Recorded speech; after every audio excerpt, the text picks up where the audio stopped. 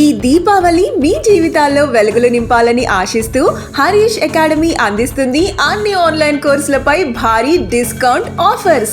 ఇప్పుడు full course ఏదైనా 2000 రూపాయలు మాత్రమే. ప్రతి సింగిల్ కోర్స్ 500 రూపాయలు మాత్రమే. 5000 రూపాయల Telangana SI and constable full course ఇప్పుడు 2000 రూపాయలు మాత్రమే.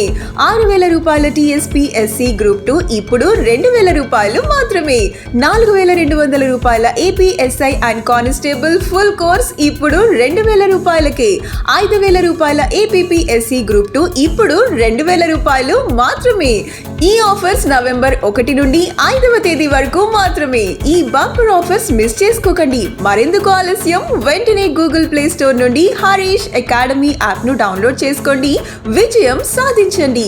లెజెండరీ ఫ్యాకల్టీచే ఖచ్చితంగా జాబ్ సాధించే విధంగా రూపొందించబడిన online classes. Harish the best academy. 8341116915.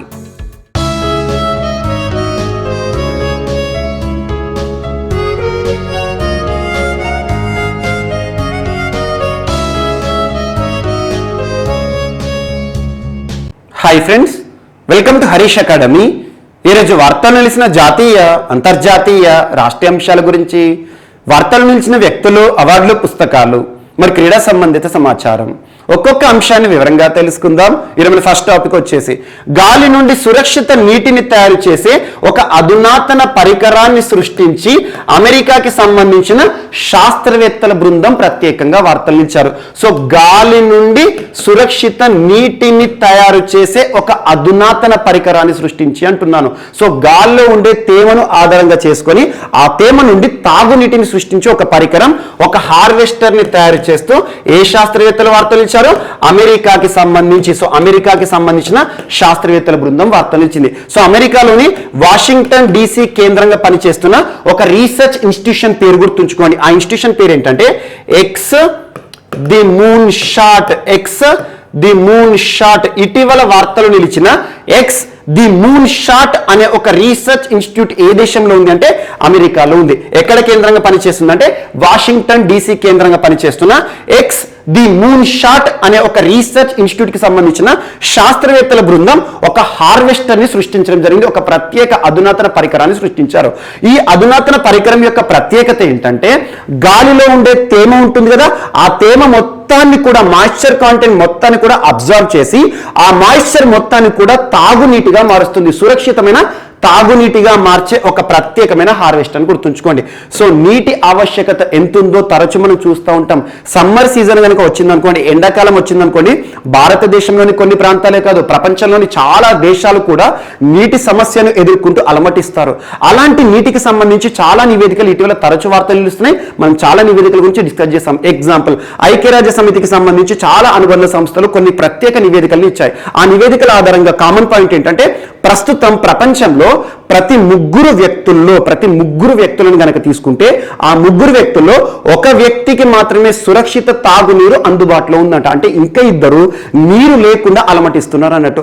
ఈ అందుబాటులో ఉన్న నీరు కూడా 2030 సంవత్సరం చివరి కల్లా ఆల్మోస్ట్ 40% తగ్గిపోతుందంట. అంటే రానున్న రోజుల్లో నీటి సమస్యలు పెరగబోతున్నాయి. ఇలాంటి సమస్యలను గుర్తించి ఎక్స్ ది మూన్ షాట్ అనే ఒక రీసెర్చ్ ఇన్స్టిట్యూషన్ కి సంబంధించిన శాస్త్రవేత్తల బృందం ఒక హార్వెస్టర్, ఒక ఇన్నోవేషన్ తో వార్తలు ఇచ్చారు.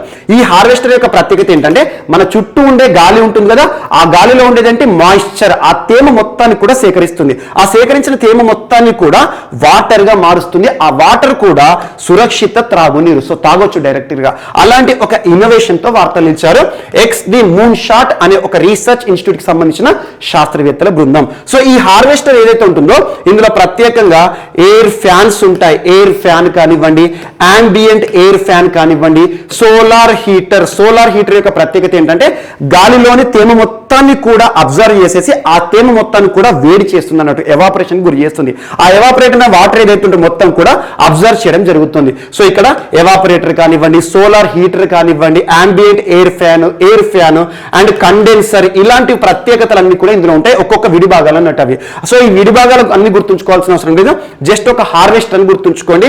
గాలి నుండి నీటిని తయారు చేసే ఒక ప్రత్యేకమైన ఇన్నోవేషన్తో ఎక్స్ ది మూన్ షాట్ శాస్త్రవేత్తలను గుర్తుంచుకోండి సరిపోతుంది. ఇలాంటి ఇన్నోవేషన్స్ తరచూ మనం చూస్తున్నాం. ఇలాంటి ఇన్నోవేషన్స్ గురించి తరచూ మనం డిస్కస్ చేసుకుంటున్నాం. ఎగ్జాంపుల్ ఆల్మోస్ట్ ఒక 10 days బ్యాక్ సింగపూర్ శాస్త్రవేత్తలు కూడా ప్రత్యేకంగా వార్తలు ఇచ్చారు. ఒక పండు ఏదైతే ఉంటుందో పండ్ల వ్యర్థం, ఆ పండు పేరు కూడా మీకు చెప్పాను, డూరియన్ ఫ్రూట్ అని చెప్పేసి పనస పండ్లా ఉంటుంది పెద్ద సైజులో. అది ఎక్కడ మనకి సింగపూర్, మలేషియా, థాయిలాండ్, ఇక్కడ ఫిలిప్పీన్స్ ఇక్కడ మాత్రం కనబడుతుంది. సో డూరియన్ ఫ్రూట్ అనే ఒక ఫ్రూట్, ఆ ఫ్రూట్ యొక్క ఎక్స్ట్రాక్ట్ ఏదైతే ఉంటుందో ముఖ్యంగా ఆ పీల్ ఉంటుంది కదా, వ్యర్థాలు, ఆ వ్యర్థాలను ఆధారంగా చేసుకొని రా మెటీరియల్ గా చేసేసుకొని ఒక బ్యాండేజ్, మనకు గాయాలైనప్పుడు బ్యాండేజ్ చేస్తాం కదా, ఆ బ్యాండేజ్ ని సృష్టించి వార్తలు ఇచ్చారు సింగపూర్ శాస్త్రవేత్తలు, నాన్యాంగ్ యూనివర్సిటీ అని చెప్పాను. ఎట్ ద సేమ్ టైం ఇటీవల స్మార్ట్ బ్యాండేజ్ అని చెప్పాను, రేడియో ఫ్రీక్వెన్సీ ఐడెంటిఫికేషన్ డిటెక్షన్ ఆధారంగా మన లోపల బ్యాండేజ్ లోపల ఉండే గాయం మానిందా లేదా అని చెప్పేసి రేడియో ఫ్రీక్వెన్సీ ఆధారంగా మనకి తెలియజేసే స్మార్ట్ బ్యాండేజ్ ఇటలీలోని బొలోగ్నా యూనివర్సిటీ శాస్త్రవేత్తలు వార్తలు ఇచ్చారు. ఇలాంటి ఇన్నోవేషన్సే కానివ్వండి. ఇటీవల కాలంలో సింగపూర్ శాస్త్రవేత్తలు ఎలక్ట్రానిక్ స్కిన్ అనే అంశము, ల్యాబ్ కల్చర్డ్ మీట్ అని చెప్పేసి ప్రయోగశాలలో అభివృద్ధి చెందించిన మాంసం అని చెప్పేసి ఇలాంటి అంశాలను లింక్ చేసుకోండి అని మన భారతదేశానికి సంబంధించి, భారత సంతతికి సంబంధించి కూడా చాలా మంది వ్యక్తులు వార్తలు ఇచ్చారు. ఎగ్జాంపుల్ అగ్రికల్చర్ వేస్ట్ ఏదైతే ఉంటుందో, వ్యవసాయ చెత్త ఉంటుంది కదా, క్రాప్ రెసిడ్యూ, ప్యాడీ స్టబుల్, దాన్ని ఆధారంగా చేసుకొని రా మెటీరియల్ గా ముడి పదార్థంగా వాడుకొని బయోడీజిల్ ని ఉత్పత్తి చేస్తున్న విద్యుత్ మోహన్ గారు ఎర్త్ షాట్ పురస్కార గ్రహీత, చాలా ఇంపార్టెంట్, ఎర్త్ షాట్ పురస్కార గ్రహీతగా విద్యుత్ మోహన్ గారిని చూసాము. అండ్ కేరళకి సంబంధించిన శాస్త్రవేత్త, యువ శాస్త్రవేత్త జాన్ అబ్రహం పౌల్ట్రీ వేస్ట్ ని ఆధారంగా చేసుకొని బయోడీజిల్ ని తయారు చేస్తున్నారు. And ITC Bombay institute of chemical technology, institute of chemical technology అనగానే బాంబే గుర్తుకు రావాలి. ఆ శాస్త్రవేత్తలేమో కెరాటిన్ వేస్ట్ ఉంటుంది కదా, మానవుడి హెయిర్ లో కానీ మేల్స్ లో కానీ ఉండే ఒక ప్రోటీన్, కెరాటిన్ వేస్ట్ ని ఆధారంగా చేసుకొని అగ్రికల్చర్ ఫర్టిలైజర్స్ ని, ఎనిమల్ ఫీడ్, పెట్స్ కి అందించే ఆహారం ఉంటుంది కదా, దాన్ని తయారు చేస్తూ వార్తలు ఇచ్చారు. అండ్ ఇటీవల దేవర్ కరియా అనే ఒక యువ శాస్త్రవేత్త, IISc Indian institute of sciences Bengaluru సంబంధించిన దేవల్ కరియా గారు ఒక ప్రతిష్టాత్మక పురస్కారాన్ని పొందుతూ వార్తలు ఇచ్చారు. తన యొక్క ఇన్నోవేషన్ గురించి చూసాము. ఆవ నూనె నుండి జెట్ ఇంధనాన్ని తయారు చేస్తూ పునీత్ ద్వివేది గారు భారత సంతతి శాస్త్రవేత్త వార్తలు ఇచ్చారు. ఇలాంటి అంశాల గురించి ప్రత్యేకంగా చూడండి. ఖచ్చితంగా రానున్న పోటీ పరీక్షలో ఇన్నోవేషన్స్ పైన ఏదో ఒక ప్రశ్నని మనం ఎదుర్కొనే అవకాశం ఉంటుంది పోటీ పరీక్షల్లో. అండ్ నెక్స్ట్ ఈరోజు మరొక అంశం. సో తెలంగాణ అండ్ ఆంధ్రప్రదేశ్ రాష్ట్రానికి సంబంధించి ఎమ్మెల్సీ ఎన్నికల నోటిఫికేషన్ విడుదలైంది. కేంద్ర ఎన్నికల సంఘం విడుదల చేసింది. కేంద్ర ఎన్నికల సంఘం అంటున్నాను. సో కేంద్ర ఎన్నికల సంఘం అంటే కాన్స్టిట్యూషనల్ బాడీ, రాజ్యాంగబద్ధ సంస్థ. రాజ్యాంగబద్ధ సంస్థ అని ఏ సంస్థని పిలుస్తాము? మనకు భారతదేశంలోనే అత్యున్నత చట్టం, supreme law of the land, దేని పిలుస్తాము? Indian constitution. భారత రాజ్యాంగంలో ఏదో ఒక నిబంధన, ఏదో ఒక ఆర్టికల్లో ఏదైనా సంస్థ గురించి ప్రస్తావన ఉందనుకోండి, అంటే రాజ్యాంగంలో ఒక సంస్థ పేరు ఉంది అంటే దాన్ని కాన్స్టిట్యూషనల్ బాడీ అంటాం, రాజ్యాంగబద్ధ సంస్థ అంటాం. అలాంటి రాజ్యాంగబద్ధ సంస్థని కేంద్ర ఎన్నికల సంఘం అకార్డింగ్ టు ఆర్టికల్ 324 పనిచేస్తుంది. భారతదేశంలో కేంద్ర ఎన్నికల సంఘము రాష్ట్రపతి, ఉపరాష్ట్రపతి, MP elections, Rajya Sabha, Lok Sabha, MLA and MLC ఎన్నికలకు సంబంధించిన నోటిఫికేషన్ విడుదల చేస్తూ ఉంటుంది. ఇటీవల హుజరాబాద్ ఎలక్షన్ పూర్తయిపోయింది. సో ఇప్పుడు తెలంగాణ రాష్ట్రంలోను మరియు ఏపీ రాష్ట్రంలోను ఎమ్మెల్సీలకి సంబంధించి ఎమ్మెల్యే కోటా ఎలక్షన్స్ కి సంబంధించి నోటిఫికేషన్ విడుదల చేసింది. ఇక్కడ కాన్సెప్ట్ అనేది ఇన్వాల్వ్ అవుతుంది. MLC elections, MLA quota elections అంటున్నాను. యాక్చువల్ గా ప్రస్తుతం ఈ టాపిక్ సంబంధించి కొన్ని ఇంపార్టెంట్, రాజ్యాంగంలోని ఆర్టికల్ 169 గుర్తుంచుకోండి, ఆర్టికల్ 171 గుర్తుంచుకోండి. ఆర్టికల్ 169 అంటే ఏంటంటే ఒక రాష్ట్రంలో ఎగువ సభ ఏర్పాటుకి సంబంధించిన ప్రొసీజర్ మొత్తం ఉంటుంది. ఎగువ సభ ఏర్పాటు అంటే ఏంటి? భారతదేశంలో బైకామరలిజం అనేది ఉంది, ద్విసభా విధానం. ద్విసభా విధానం అంటే ఏంటి? రెండు సభలు, ద్వి అంటే రెండు, సభలు, ద్విసభా విధానం, బైకామరలిజం. మనకు పార్లమెంట్ లో కనుక చూసామనుకోండి, లోక్సభ ఉంటుంది, రాజ్యసభ ఉంటుంది. లోక్సభ ప్రజలు ఎన్నుకునే సభ అంటే ఎంపీ ఎలక్షన్ సంబంధించి, రాజ్యసభ పరోక్ష ఎన్నికలు, సో రాజ్యసభ ఎంపీ అంటాం, రాజ్యసభని ఎగువ సభ అంటాం. అలా రాష్ట్రాల్లో ఎగువ సభ, దిగువ సభ అనేది కొన్ని రాష్ట్రాల్లోనే ఉన్నాయి. అలా రాష్ట్రంలో ఎమ్మెల్యేలు అనేవారు ప్రతి రాష్ట్రంలో ఉంటారు. ఎమ్మెల్యే అనే పదం మనకు తరచూ వింటూనే ఉంటాం. సో ప్రతి రాష్ట్రం, ఏ రాష్ట్రంలో అయితే అసెంబ్లీ ఉంటుందో ఆ అసెంబ్లీ ఉన్న రాష్ట్రాల్లో కానివ్వండి, కేంద్ర పాలిత ప్రాంతాలు అంటే ఢిల్లీ, పుదుచ్చేరి, అక్కడ అసెంబ్లీ ఉంది. సో అలా అసెంబ్లీ ఉందంటే ఎమ్మెల్యే ఉంటారు. అంటే ఎమ్మెల్యే అంటేనే మెంబర్ ఆఫ్ లెజిస్లేటివ్ అసెంబ్లీ. కానీ ఎమ్మెల్సీలు మాత్రం కొన్ని రాష్ట్రాల్లోనే ఉంటారు. అలా ఎమ్మెల్యేలు, ఎమ్మెల్సీలు ఇద్దరు ఉన్నారనుకోండి ఒక రాష్ట్రంలో, ఆ రాష్ట్రంలో ద్విసభా విధానం అమల్లో ఉంది అన్నట్టు, బైకామరలిజం అమల్లో ఉంది అన్నట్టు. సో ఎమ్మెల్సీలు అంటే వీళ్ళను రాజ్యసభ ఎంపీలతో కంపేర్ చేయొచ్చు సింపుల్ గా. అంటే రాష్ట్రంలో ఎగువ సభ. మరి ప్రస్తుతం భారతదేశంలో రాజ్యసభకి లాగానే ఒక ఎమ్మెల్సీ హౌస్ అనేది ఉంటుంది, కొన్ని రాష్ట్రాల్లో ఉంది. ప్రస్తుతం 6 రాష్ట్రాల్లో ఉంది. ఆ 6 రాష్ట్రాల పేర్లు గుర్తుంచుకోండి: ఉత్తరప్రదేశ్, మహారాష్ట్ర, బీహార్, కర్ణాటక అండ్ తెలుగు రాష్ట్రాలైన ఆంధ్రప్రదేశ్, తెలంగాణ. ఈ 6 రాష్ట్రాల్లో మాత్రమే ప్రస్తుతం ఎగువ సభ అనేది ఉంది. ఎగువ సభ ఏర్పాటు ఏ రకంగా చేయాలని చెప్పేసి ఆర్టికల్ 169 టోటల్ ప్రొసీజర్ ఉంటుంది. అండ్ ఆర్టికల్ 171 ఏదైతే ఉంటుందో, 171 ఈ ఎగువ సభ ఏదైతే ఉంటుందో, ఏ రాష్ట్రంలో అయితే శాసన మండలిలో ఉండేవారు ఎమ్మెల్సీలు, ఈ ఎమ్మెల్సీలను ఏ రకంగా ఎన్నుకోవాల్సి ఉంటుంది అని చెప్పేసి ఆ ఎగువ సభకి సంబంధించిన నిర్మాణం గురించి ఆర్టికల్ 171 ఆఫ్ ఇండియన్ కాన్స్టిట్యూషన్ ఉంటుంది. ఇక్కడ 1/3 ఆఫ్ ద టోటల్ ఎమ్మెల్సీలు ఉంటారు కదా. అంటే ఒక రాష్ట్రంలో ఇప్పుడు 6 రాష్ట్రాలు చెప్పాను కదా, 6 రాష్ట్రాల్లో ఎమ్మెల్సీలు ఉంటారు. ఎగ్జాంపుల్ తెలంగాణ రాష్ట్రం ఉంది. తెలంగాణ రాష్ట్రంలో 40 మంది ఎమ్మెల్సీలు ఉంటారు. సో ఈ ఎమ్మెల్సీలు ఎవరైతే ఉంటారో ఈ 40 మందిలో 1/3 ఎవరు ఎన్నుకుంటారంటే రాష్ట్రంలోని ఎమ్మెల్యేలు ఎన్నుకోవడం జరుగుతుంది. Member of legislative assembly. ఎమ్మెల్యేలు ఎంతమంది ఎన్నుకుంటారు? అవుట్ ఆఫ్ 40లో 1/3 ఎన్నుకుంటారు. అండ్ నెక్స్ట్ ఇంకొక 1/3 ఆఫ్ టోటల్ ని రాష్ట్రంలో స్థానిక సంస్థలు ఉంటాయి కదా, లోకల్ బాడీస్ తరపున ఎన్నిక కావడం జరుగుతుంది. స్థానిక సంస్థలు అంటే ఏంటి? సర్పంచులు కానివ్వండి, ఎంపీటీసీలు, జెడ్పీటీసీలు ఉంటారు కదా, వారు ఎన్నుకుంటారు అన్నట్టు. అండ్ నెక్స్ట్ ఒక 1/12 ఏమో టీచర్స్ ఎన్నుకుంటారు. అంటే 1/12 ఆఫ్ ద టోటల్ ఎవరు ఎన్నుకుంటారు? టీచర్స్ ఎన్నుకోవడం జరుగుతుంది. ఆ రాష్ట్రానికి సంబంధించిన టీచర్స్ ఉంటారు కదా, ఉపాధ్యాయులు ఉంటారు కదా, వారు ఎన్నుకుంటారు. And next 1/12 of the total అంటే 40లో 1/12 తెలంగాణకు సంబంధించి ఎగ్జాంపుల్ చెప్తున్నాను. సో అన్ని రాష్ట్రాలు ఇలాగే ఉంటుంది. సో 1/12 ఆఫ్ ద టోటల్ ఏమో గ్రాడ్యుయేట్స్, పట్టభద్రులు ఎన్నుకోవడం జరుగుతుంది. పట్టభద్రుల ఎమ్మెల్సీ ఎన్నికలు అని చెప్పేసి ఇటీవల మన తెలుగు రాష్ట్రం ఎగ్జాంపుల్ మనకు తెలంగాణ రాష్ట్రానికి సంబంధించి వరంగల్కి సంబంధించి కానివ్వండి, హైదరాబాద్కి సంబంధించి కానీ మనం చూసాం. 2 సభ్యులకు సంబంధించి వాణి ప్రసాద్ గారు అండ్ పల్లా రాజేశ్వర్ గారు. సో అలా వాళ్ళు పట్టభద్రుల కోటాలో ఎన్నిక కావడం జరిగింది. అండ్ తెలంగాణ నార్త్కి సంబంధించి జీవన్ రెడ్డి గారు ప్రస్తుతం పట్టభద్రుల కోటా నుండి ఎన్నిక కావడం జరిగింది. And next last 1/6 of the total 40 members లో 1/6 ఏమో గవర్నర్ నామినేట్ చేస్తారు. ఇదంతా గుర్తుంచుకోండి. సో పాలిటీలో ఇది చాలా ఇంపార్టెంట్ పాయింట్.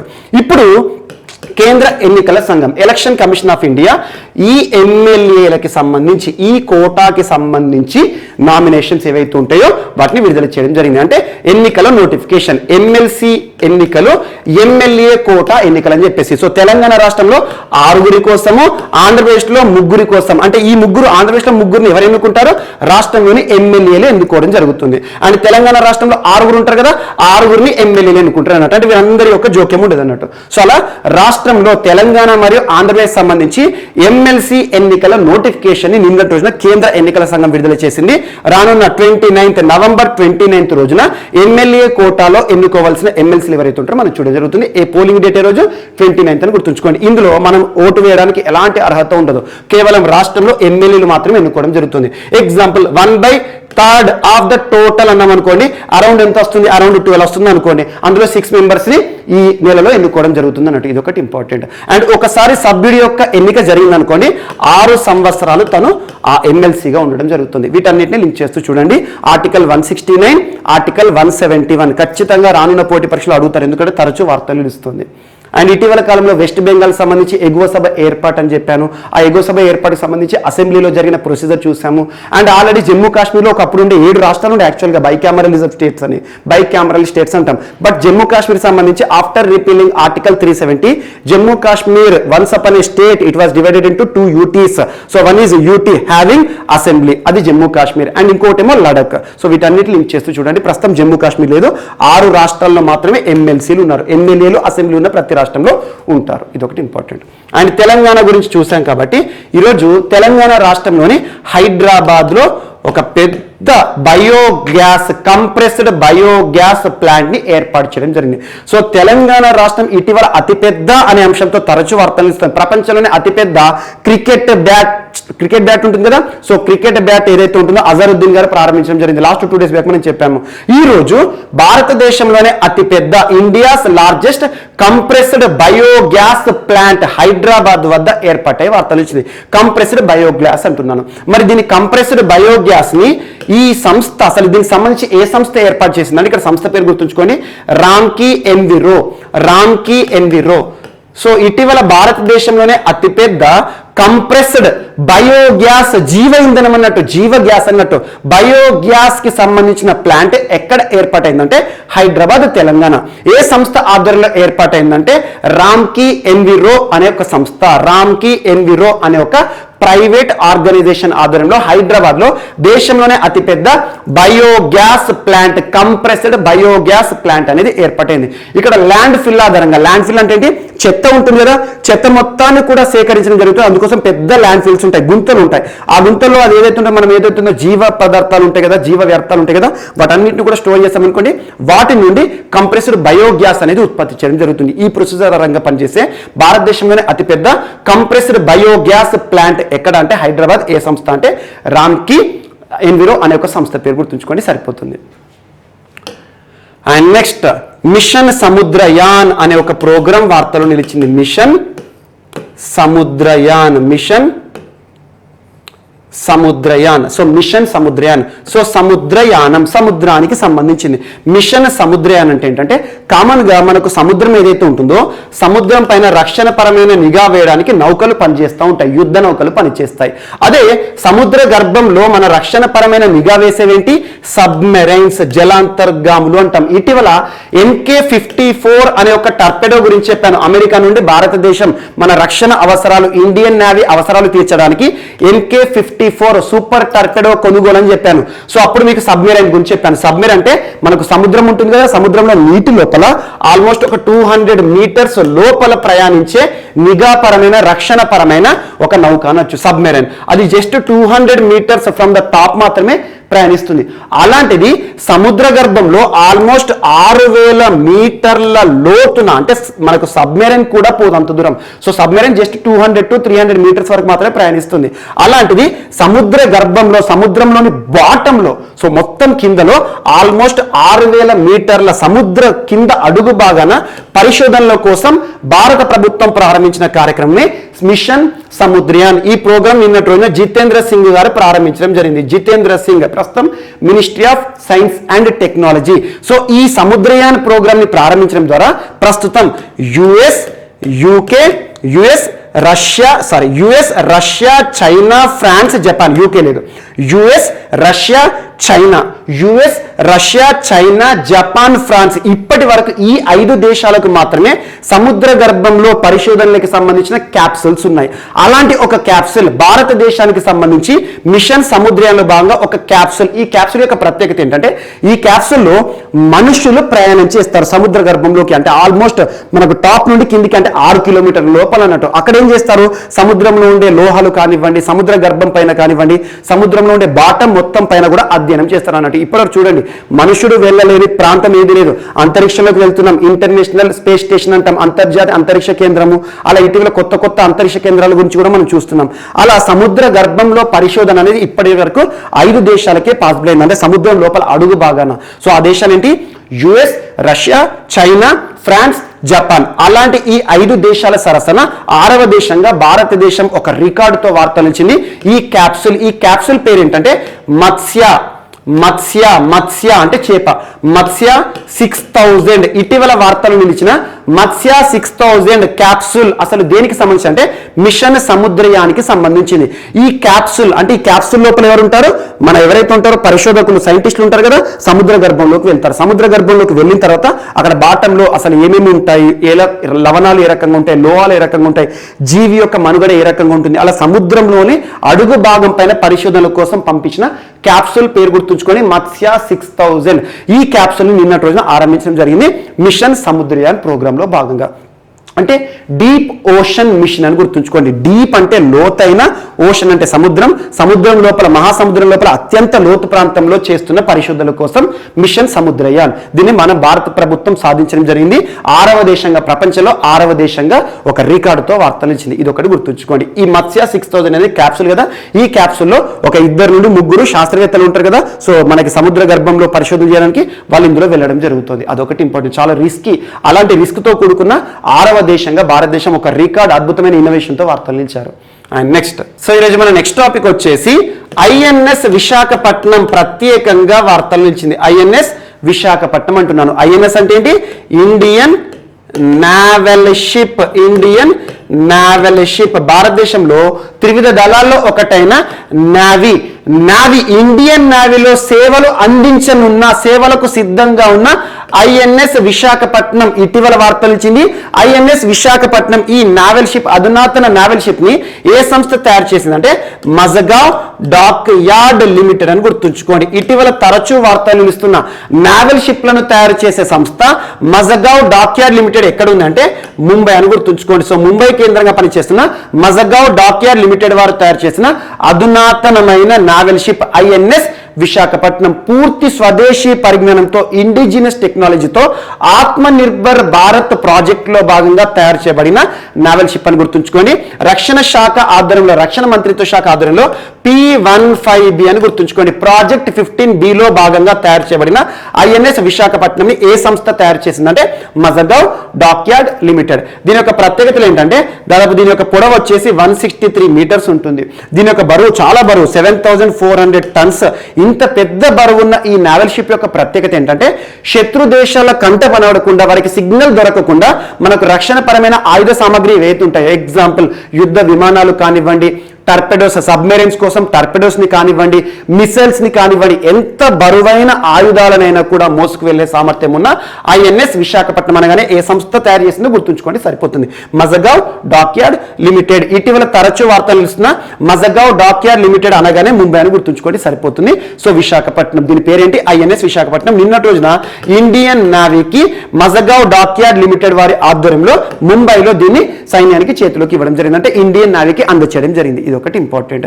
అండ్ ఇటీవల కాలంలో వార్తలు ఇచ్చిన ఐఎన్ఎస్లు కానివ్వండి, ఓపీవీలు కానివ్వండి, అధునాతన నావల్ షిప్ల ప్రత్యేకతలు ఏ సంస్థ తయారు చేసింది, దీనిపైన ప్రత్యేకంగా బిట్ అడుగుతారు ఎగ్జామ్ లో.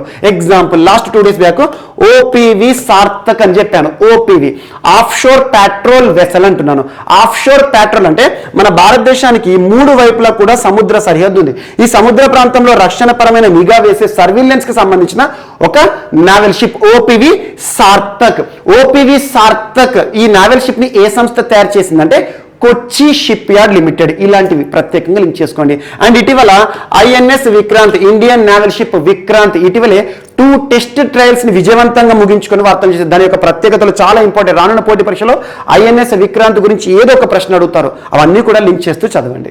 అండ్ నెక్స్ట్, ఈరోజు వార్తలు ఇచ్చిన ఇంకొక యుద్ధ నౌక లేదంటే ఇంకొక నావల్ షిప్, దీని పేరు ఏంటంటే P1135.6. P1135.6 లేదంటే ఐఎన్ఎస్ తుషిల్ అని గుర్తుంచుకోండి. తుషిల్. సో ఐఎన్ఎస్ అంటే ఇండియన్ నావల్ షిప్, ఒక స్టెల్త్ నావల్ షిప్. స్టెల్త్ అనే పదం ఎక్కడ కనిపించినా దట్ ఈస్ వెరీ అడ్వాన్స్డ్ అన్నట్టు. మరి ఈ అడ్వాన్స్డ్ నావల్ షిప్ ని ఏ సంస్థ తయారు చేసింది, ఎక్కడ తయారు చేసింది అంటే రష్యాలో తయారు చేయడం జరిగింది. రష్యాలోని కలినిగ్రాడ్ అనే ఒక సంస్థ, కలినిగ్రాడ్ అనే ఒక ప్రాంతంలో ఉన్న కలినిగ్రాడ్ అనే ఒక సంస్థ తయారు చేసిన ఐఎన్ఎస్ తుషిల్ ఇండియాకి సంబంధించిందే నావల్ షిప్, కాకపోతే రష్యాలో తయారు చేయడం జరిగింది. దీన్ని ఇటీవలే భారత ప్రభుత్వానికి అప్పగించింది రష్యా. అతి త్వరలో ఇండియన్ నావీలో సేవలు అందించనున్న, సేవలకు సిద్ధం కానున్న ఐఎన్ఎస్ తుషిల్ అనగానే రష్యా గుర్తుకు రావాలి. అడ్వాన్స్డ్ టెక్నాలజీతో కూడిన ఒక స్టెల్త్ నావల్ షిప్ అని గుర్తుంచుకోండి, సరిపోతుంది. అండ్ నెక్స్ట్, ఈరోజు వార్తలు ఇచ్చిన ఎక్సర్సైజ్ బ్లూ ఫ్లాగ్ ఎక్సర్సైజ్ అంటే విన్యాసాలు. బ్లూ ఫ్లాగ్ పేరిట ఇటీవల బహుళపక్ష వైమానిక విన్యాసాలు ఎక్సర్సైజ్ బ్లూ ఫ్లాగ్ 2021 ఏ దేశం ఆతిథ్యంలో జరిగింది అంటే ఇజ్రాయెల్ అని గుర్తుంచుకోండి. సో ఇజ్రాయెల్లోని ఒక ఎయిర్ బేస్, అదేంటంటే ఔడా అనే ఒక ఎయిర్ బేస్ ఇటీవల వార్తలు నిలిచింది. ఎందుకంటే ఎక్సర్సైజ్ బ్లూ ఫ్లాగ్ బహుళపక్ష వైమానిక విన్యాసాల వేదిక ఏ దేశంలో ఉంది అంటే ఇజ్రాయెల్ అని గుర్తుంచుకోండి. బహుళపక్ష అంటున్నాను, మల్టీలాటరల్ అంటే ఏంటి, దాదాపు కనీసం 3 లేదా 4 దేశాలు పార్టిసిపేట్ చేసి అనుకోండి మల్టీలాటరల్ ఎక్సర్సైజ్ అంటాం. దేనికి సంబంధించింది, ఎయిర్ ఫోర్స్ కి సంబంధించి. ఇందులో ఇండియన్ ఎయిర్ ఫోర్స్ కి సంబంధించి 84 మంది పైలట్లు అక్కడికి వెళ్ళడం జరిగింది. ఇటీవల ముగిసాయి, జస్ట్ 2 days బ్యాక్ ఈ బహుళపక్ష వైమానిక విన్యాసాలు ముగింపు కార్యక్రమం కూడా జరిగింది. ఆల్మోస్ట్ మోర్ దాన్ 10 days జరిగిన బహుళపక్ష వైమానిక విన్యాసాల్లో భారతదేశం నుండి ఎంతమంది పార్టిసిపేట్ చేశారంటే 84. ఇందులో పార్టిసిపేట్ చేసిన ఒక విమానం పేరేంటి, యుద్ధ విమానం పేరేంటంటే మిరాజ్ 2000 అని గుర్తుంచుకోండి, మిరాజ్ 2000. మరి బహుళపక్ష వైమానిక విన్యాసాలు అంటున్నాం కాబట్టి మిగతా దేశాలు ఎట్లాగో ఇండియా, ఇజ్రాయెల్ ఇక్కడ ఉన్నాయి. అండ్ మిగతా దేశాలు US, United States of America and UK, Germany, Greece, Italy, France, total 8 దేశాలు. ఎగ్జామినేషన్ పాయింట్ ఆఫ్ లో ఖచ్చితంగా అడుగుతారు. ఇటీవల వార్తలు ఇచ్చిన ఎక్సర్సైజ్ బ్లూ ఫ్లాగ్ బహుళపక్ష వైమానిక విన్యాసాలు మొత్తం ఎన్ని దేశాలకు సంబంధించిన అంటే 8 దేశాలు. 8 దేశాలకు సంబంధించిన యుద్ధ విమానాలు ఇందులో పార్టిసిపేట్ చేశాయి. అందులో ఇండియా నుండి పార్టిసిపేట్ చేసిన పేరు ఏంటంటే మిరాజ్ 2000 గుర్తుంచుకోండి. ఇండియన్ కాంటింజెంట్ మన భారతదేశం నుండి 84 మంది అక్కడికి వెళ్ళడం జరిగింది. జస్ట్ గుర్తుంచుకోండి, వేదిక ఔడా అంటే అక్కడ ఇజ్రాయెల్ ఉంది. ఈ 8 దేశాల పేర్లు గుర్తుంచుకోండి, US, UK, Germany, Greece, Italy, France, Israel, India. So India సంబంధించి ప్రత్యేకంగా మిరాజ్ 2000 గుర్తుంచుకొని వివిధ దేశాలకు సంబంధించిన ఆ జెట్ ఫ్లైట్స్ కానివ్వండి, యుద్ధ విమానాల గురించి అంత పెద్ద ఇంపార్టెంట్ లేదు. అండ్ నెక్స్ట్ ఈరోజు వార్తలు ఇచ్చిన rankings. So times higher education the university rankings అంటాం. ది యూనివర్సిటీ ర్యాంకింగ్స్, ది అంటే ఏంటి, టైమ్స్ హయ్యర్ ఎడ్యుకేషన్. దీని యొక్క హెడ్ క్వార్టర్స్ ఎక్కడికి సంబంధించిన అంటే యూకేకి సంబంధించిన ఒక సర్వే అన్నట్టు. ప్రపంచంలో టాప్ 200 యూనివర్సిటీస్ ఏవైతే ఉంటాయో ఆ టాప్ 200 యూనివర్సిటీకి సంబంధించిన జాబితా అన్నట్టు. ది యూనివర్సిటీ ర్యాంకింగ్స్ అంటేనే ప్రపంచంలో టాప్ 200 అద్భుతమైన అత్యున్నతమైన విద్యను అందిస్తున్న విశ్వవిద్యాలయాల ర్యాంకింగ్స్. ఇందులో టాప్ ప్లేస్ లో నిలిచిన యూనివర్సిటీ ఏంటంటే హార్వర్డ్ యూనివర్సిటీ. హార్వర్డ్ యూనివర్సిటీ అనగా ఏ దేశం గుర్తుకు రావాలి, యుఎస్ఏ. ఇటీవల వార్తలు నిలిచిన ది యూనివర్సిటీ ర్యాంకింగ్స్ లేదా times higher education university rankings లో టాప్ ప్లేస్ లో నిలిచిన యూనివర్సిటీ ఏది అంటారు. సో హార్వర్డ్ యూనివర్సిటీ ఎక్కడ ఉంది, యుఎస్ఏలో ఉంది. Second Massachusetts university, Massachusetts institute of technology university, MIT అంటాం, ఇది కూడా అమెరికాలో ఉంది. థర్డ్ వచ్చేసి ఆక్స్ఫర్డ్ యూనివర్సిటీ, ఆక్స్ఫర్డ్ యూనివర్సిటీ ఇక్కడ యూకే, బ్రిటన్ కి సంబంధించింది. అండ్ మన ఇండియాకి సంబంధించి ఈ 200లో చోటు సంపాదించుకున్నవి ఎన్ని అంటే 4 యూనివర్సిటీలు. 4లో ఫస్ట్ వచ్చేసి IISc Bengaluru, Indian institute of science. ఇటీవల తరచూ వార్తలు ఇస్తుంది ఐఐఎస్సి బెంగళూరు. అండ్ 3 ఐఐటీలు, ఒకటి వచ్చేసి IIT Indian institute of technology Bombay, IIT Delhi, IIT Madras. ఇటీవల వార్తలు ఇచ్చిన ది యూనివర్సిటీ ర్యాంకింగ్స్ లో టాప్ 200 ప్రపంచంలోనే అత్యున్నతమైన యూనివర్సిటీలు, అద్భుతమైన విద్యను అందిస్తున్న విశ్వవిద్యాలయాల్లో టాప్ 200లో ఎన్ని మన భారతదేశానికి సంబంధించిన విద్యా సంస్థలు చోటు సంపాదించుకున్నాయి అంటే 4. ఈ 4లో కూడా టాప్ ఏదంటే ఐఐఎస్సి బెంగళూరు. మరి ఈ జాబితా మొత్తంలో టాప్ లో ఉండేది ఏంటంటే హార్వర్డ్ యూనివర్సిటీ. ఇది యూనివర్సిటీ ర్యాంకింగ్ సంబంధించి ప్రపంచంలోనే ప్రతిష్టాత్మకమైన విద్యా సంస్థలు ఇవన్నట్టు. ఇందులో భారతదేశానికి సంబంధించి అత్యున్నతమైన సాంకేతిక విద్యను అందిస్తున్న ఐఐటీలు తరచూ మనం డిస్కస్ చేస్తున్నాం. అందులో బాంబే, ఢిల్లీ, మద్రాస్ ఐఐటీలు. అండ్ టాప్ ప్లేస్ లో మన ఇండియాకి సంబంధించి ఈ 4లో కూడా టాప్ లో ఉంది ఏదంటే ఐఐఎస్సి బెంగళూరు అని గుర్తుంచుకోండి. అండ్ నెక్స్ట్ వార్తల్లో వ్యక్తులు. సో ఈరోజు మన నెక్స్ట్ టాపిక్ వచ్చేసి వార్తల్లో వ్యక్తులు. ఈరోజు వార్తల్లో నిలిచిన ఫస్ట్ పర్సన్ అలోక్ అమితాబ్ డిమ్రీ గారు. అలోక్ అమితాబ్ డిమ్రీ పర్సన్ పేరు గుర్తుంచుకోండి, ఇంపార్టెంట్ పర్సన్. అలోక్ అమితాబ్ డిమ్రీ గారు సీనియర్ ఐఎఫ్ఎస్ అధికారి, 1998 క్యాడర్ ఐఎఫ్ఎస్ అధికారి. ఐఎఫ్ఎస్ అంటే ఏంటి, abbreviation Indian foreign services. Indian foreign services అధికారి అయిన అలోక్ అమితాబ్ డిమ్రీ గారిని భారత ప్రభుత్వం ఈరోజు ఒక దేశానికి నూతన రాయబారిగా నియమిస్తూ ఉత్తర్వులను విడుదల చేయడం జరిగింది. ఏ దేశం అంటే బ్రూనై దేశం. సో బ్రూనై దేశానికి ఇటీవల నూతన రాయబారిగా నియమితులవుతూ వార్తలు నిలిచిన పర్సన్ పేరేంటంటే, సీనియర్ ఐఎఫ్ఎస్ అధికారి పేరేంటంటే అలోక్ అమితాబ్ డిమ్రీ గారు. ఇప్పటికే తను కిర్గిజ్ రిపబ్లిక్లో రాయబారిగా విధుల్లో ఉన్నారు, రాయబారిగా విధులను నిర్వర్తిస్తున్నారు. సో కిర్గిజ్ రిపబ్లిక్ ప్రస్తుత రాయబారి అయిన అలోక్ అమితాబ్ డిమ్రీ గారిని భారత ప్రభుత్వం ఏ దేశానికి నూతన రాయబారిగా నియమిస్తూ ఉత్తర్వులను విడుదల చేసింది, బ్రూనై.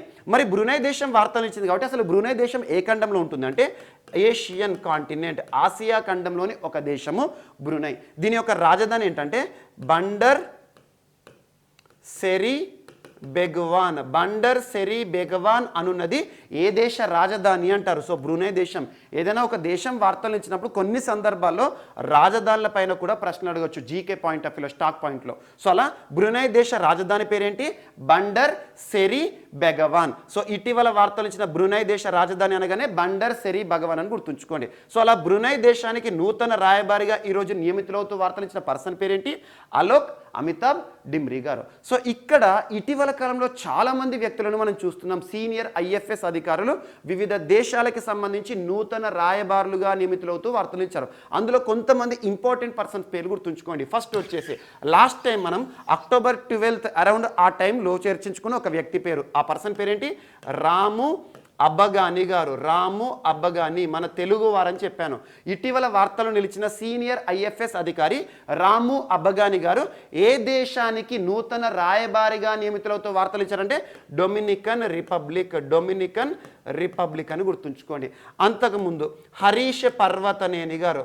హరీష్ పర్వతనేని గారు సీనియర్ ఐఎఫ్ఎస్ అధికారి అయిన హరీష్ పర్వతనేని గారు ఇటీవల ఏ దేశానికి నూతన రాయబారిగా నియమితులతో వార్తలు ఇచ్చారంటే జర్మనీ అని గుర్తుంచుకోండి. At the same time Nagma Mohammad Malik. ఇటీవల నగ్మా మహమ్మద్ మాలిక్ గారు సీనియర్ ఐఎఫ్ఎస్ అధికారిని. So women. So Nagma Mohammad Malik గారు ఏ దేశానికి నూతన రాయబారిగా వార్తలు ఇచ్చారు? పోలాండ్ దేశానికి. పోలాండ్ దేశానికి నూతన రాయబారిగా ఇటీవల వార్తలు నిలిచిన మహిళ పేరేంటి? సీనియర్ ఐఎఫ్ఎస్ అధికారి పేరేంటంటే నగ్మా మహమ్మద్ మాలిక్ గారు. ఎట్ ద సేమ్ టైం ఇటీవల మాల్దీవ్స్ దేశానికి కూడా నూతన రాయబారిగా నియమితులవుతూ ఒక సీనియర్ ఐఎఫ్ఎస్ అధికారి వార్తలు ఇచ్చారు. తన పేరేంటి? మును మహవార్ గారు. మును మహవార్ గారు. At the same time Binaya Srikanth Pradhan గారు. బినయ శ్రీకాంత్ ప్రధాన్ గారు సీనియర్ ఐఎఫ్ఎస్ అధికారి. ఇటీవల రిపబ్లిక్ ఆఫ్ టాంజానియా దేశానికి నూతన రాయబారిగా నియమితులవుతూ వార్తలు ఇచ్చారు. ఎట్ ద సేమ్ టైం ఇటీవల బి శ్యామ్ గారు రిపబ్లిక్ ఆఫ్ ఐస్లాండ్ దేశానికి నూతన రాయబారిగా నియమితులవుతూ వార్తలు ఇచ్చారు. And at the same time Ram Karan Varma గారు సెంట్రల్ ఆఫ్రికన్ రిపబ్లికన్ దేశానికి ఇటీవల నూతన రాయబారిగా నియమితులవుతూ వార్తలు నిలిచిన పర్సన్ పేరు ఏంటంటే Ram Karan Varma. At the same time S Balachandran గారు సురినామ్ దేశానికి నూతన రాయబారిగా నియమితులవుతూ వార్తలు ఇచ్చారు. ప్రదీప్ కుమార్ యాదవ్ గారు రిపబ్లిక్ ఆఫ్ లైబీరియా దేశానికి నూతన రాయబారిగా నియమితులవుతూ ఇటీవల వార్తలు ఇచ్చారు. రిపబ్లిక్ ఆఫ్ లైబీరియా దేశానికి ఇటీవల నూతన రాయబారిగా నియమితులవుతూ వార్తలు ఇచ్చిన పర్సన్ పేరేంటి? సీనియర్ ఐఎఫ్ఎస్ అధికారి పేరు ఏంటంటే ప్రదీప్ కుమార్ యాదవ్ గారు. At the same time Sanjeev Kohli గారు ఇటీవల ఏ దేశానికి రాయబారిగా వార్తలు ఇచ్చారంటే సెర్బియా దేశానికి. Republic of Serbia. అలా ఇటీవల కాలంలో వార్తలు నిలిచిన రాయబారుల నియామకం ఏదైతే ఉంటుందో చాలా ఇంపార్టెంట్ టాపిక్. ఖచ్చితంగా కమింగ్ కాంపిటేటివ్ ఎగ్జామ్స్ ఏ స్థాయి పోటీ పరీక్ష అయినా కూడా రాయబారులకి సంబంధించి ఒక ప్రశ్న అడిగే అవకాశం ఉంటుంది. సో ఈరోజు వార్తలు ఇచ్చిన అలోక్ అమితాబ్ డిమ్రీ గారు. ఇక్కడ రాయబారులు అనే టాపిక్ వార్తలు ఇచ్చింది కాబట్టి అసలు భారతదేశం నుండి వివిధ దేశాలకు రాయబారులను నియమించే అధికారం ఎవరికి ఉంటుంది అంటే భారత రాష్ట్రపతికి ఉంటుంది. సో భారత రాష్ట్రపతి ప్రస్తుతం ఎవరు? రామ్నాథ్ కోవింద్ గారు. సో భారత రాష్ట్రపతి గారికి కల్పించబడిన అధికారాల్లో ఒక అధికారము భారతదేశం నుండి ప్రపంచ దేశాల్లో వివిధ దేశాలకు రాయబారులను నియమించే అధికారం. అలా భారత్ అమెరికా సంబంధాలు ఉంటాయి, భారత్ ఆస్ట్రేలియా సంబంధాలు ఉంటాయి, భారత్ బ్రిటన్ సంబంధాలు, ఈవెన్ భారత్ పాక్ సంబంధాలు, భారత్ చైనా సంబంధాలు. అలా భారతదేశం ప్రపంచంలోని ప్రతి దేశంతో కూడా సంబంధాలు కొనసాగిస్తుంది.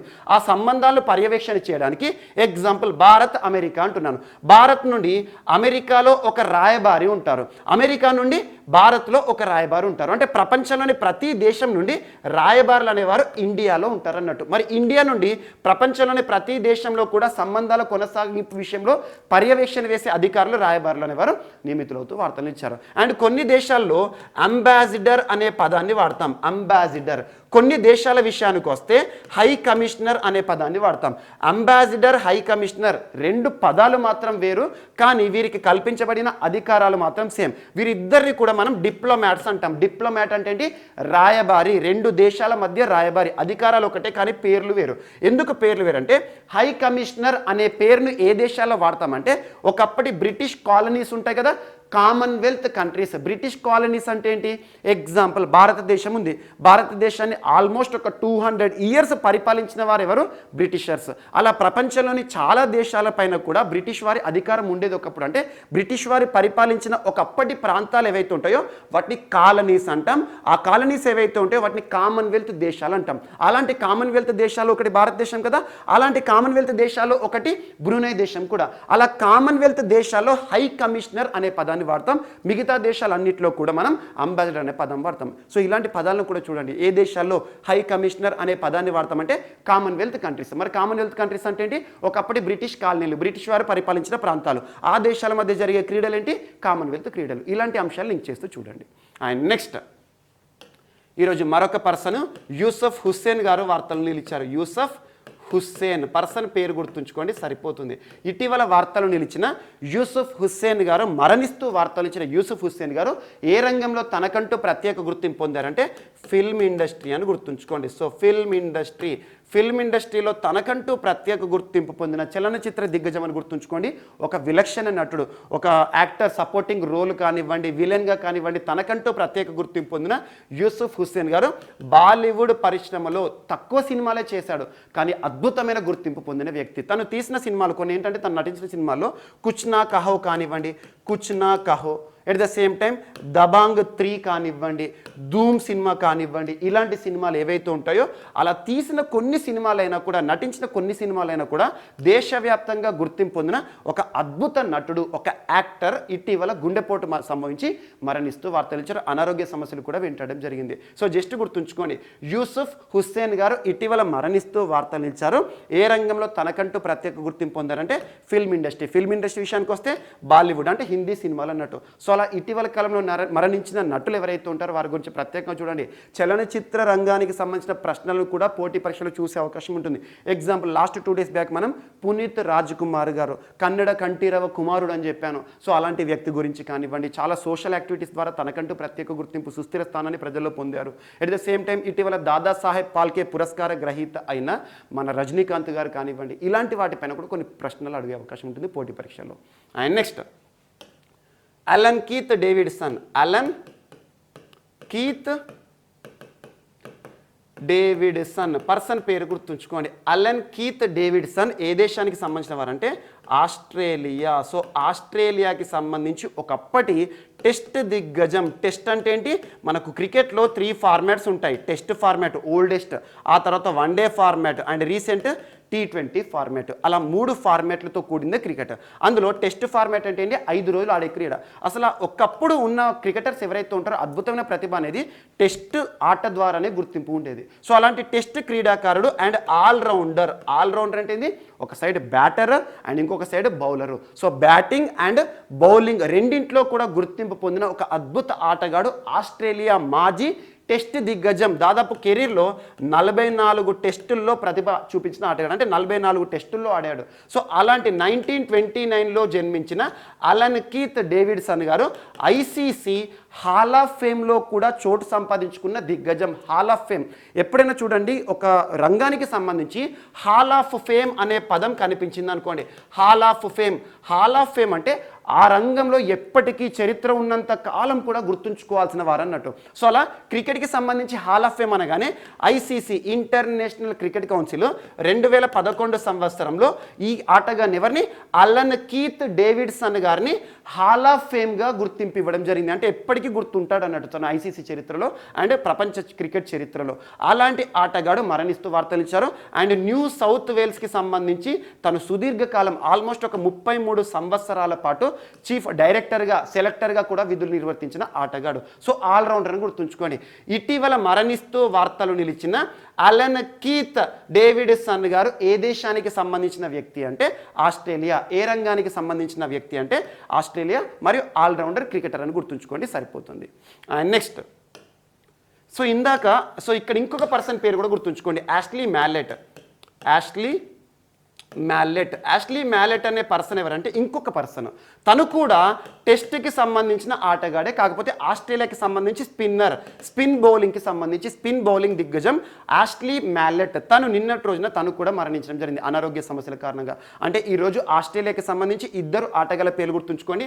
ఆష్లీ మ్యాలెట్ ఏమో స్పిన్నర్, క్రికెట్ దిగ్గజం అని గుర్తుంచుకోండి. At the same time Alan Keith Davidson ఏమో తను ఆల్రౌండర్, ఆస్ట్రేలియాకి సంబంధించి హాల్ ఆఫ్ ఫేమర్ అని గుర్తుంచుకోండి. ఇద్దరు పర్సన్స్. యాక్చువల్గా తన గురించి ఇంత ఇంపార్టెన్స్ లేదు, కాకపోతే అలన్ కీత్ డేవిడ్సన్ మాత్రం చాలా ఇంపార్టెంట్. తన గురించి వచ్చే పోటీ పరీక్షలో ఒక ప్రశ్న అడిగే అవకాశం ఉంటుంది. అండ్ నెక్స్ట్, ఈరోజు వార్తలో నిలిచిన ఒక పుస్తకం. ఈ పుస్తకం పేరు గుర్తుంచుకోండి, జాన్ ల్యాంగ్. యాక్చువల్గా ఈ జాన్ ల్యాంగ్ పర్సన్ గురించి తెలియాలి. జాన్ ల్యాంగ్ పర్సన్ ఎవరంటే ఇండియాలో సెటిల్ అయిన ఒక ఆస్ట్రేలియన్. అంటున్నాను. 19th సెంచరీకి సంబంధించి 19వ శతాబ్దంలో భారతదేశంలో సుస్థిర గుర్తింపు పొందిన ఒక వ్యక్తి, ఒక లాయర్ అని గుర్తుంచుకోండి. సో న్యాయశాస్త్రంలో ప్రసిద్ధుడు లాయర్. భారతదేశంలో బ్రిటిష్ ప్రభుత్వానికి వ్యతిరేకంగా మన భారతీయులకు సంబంధించి చాలా కేసులను వాదించిన ఒక మహానుభావుడు జాన్ లాంగ్, ఒక లాయర్. అంటే భారతదేశంలో అంటే బ్రిటిష్ ప్రభుత్వం మన భారతదేశాన్ని 200 సంవత్సరాలు పరిపాలించింది కదా. ముఖ్యంగా ఒక పర్సన్ పేరు గుర్తుంచుకోండి, రాణి లక్ష్మీబాయి. ఝాన్సీ రాణి లక్ష్మీబాయి ఉంది కదా, సో ఝాన్సీకి సంబంధించిన రాణి. సో అలా డాక్ట్రిన్ ఆఫ్ ల్యాబ్స్ అనే సిద్ధాంతం ద్వారా తన యొక్క పదవిని కోల్పోయారో, తన రాజ్యాన్ని కోల్పోయే పరిస్థితుల్లో తనకి మద్దతుగా తన కేసును వినిపించాడు ఈ జాన్ లాంగ్. అలాంటి పర్సన్స్ చాలా ఉన్నారు మన భారతదేశ చరిత్రలో. ఎవరైతే బ్రిటిష్ ప్రభుత్వం నుండి సమస్యలు ఎదుర్కొన్నారో అలా ఆ వ్యక్తి తరపున బ్రిటిష్ ప్రభుత్వానికి వ్యతిరేకంగా కేసులు వినిపించిన ఒక మహానుభావుడు జాన్ లాంగ్. సో తను 19th సెంచరీకి సంబంధించిన పర్సన్.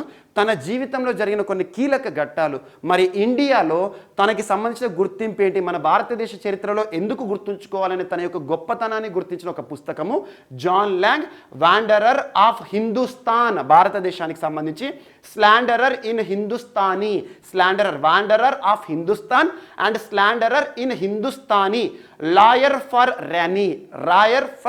రాణి అంటే ఏంటంటే రాణి లక్ష్మీబాయి అన్నట్టు. సో రాణి లక్ష్మీబాయికి సంబంధించిన అంశాలు కూడా ఇందులో జోడించడం జరిగింది. మరి ఈ పుస్తకాన్ని రచించిన ఆథర్ పేరు ఏంటంటే అమిత్ రంజన్ గారు రచించిన నూతన పుస్తకం. ఇతను చాలా చరిత్రకి సంబంధించిన పుస్తకాలు ఇప్పటికీ తీసుకొచ్చారు.